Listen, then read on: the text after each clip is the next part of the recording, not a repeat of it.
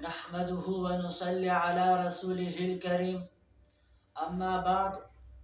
امید کرتا ہوں سب دوست خیر خیریت سے ہوں گے۔ تو آج کی اس ویڈیو میں ہم بہت پیارے حدیث سیکھنے والے ہیں۔ اللہ کے نبی نے فرمایا، المسلم من سلم المسلمون من لسانه ویدہ، البخاری و مسلم۔ اللہ کے نبی نے فرمایا، مسلمان وہی شخص ہے جس کی زبان اور ہاتھ کی ایذا سے مسلمان محفوظ رہے۔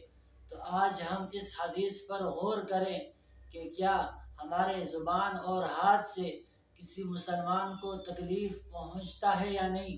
اگر ہمارے زبان یا ہاتھ سے کسی دوسرے مسلمان کو ایذا پہنچتی ہے تو یہ ہمارے لیے باعث وعید ہے۔ ہم اس پر غور کریں اور اس حدیث پر عمل کریں۔ اگر ہم اس حدیث پر عمل کریں گے تو ہماری دنیا ہی سنور جائے گی۔ تو امید کرتا ہوں یہ ویڈیو آپ دوستوں کو پسند آئی ہوگی۔ جزاک اللہ۔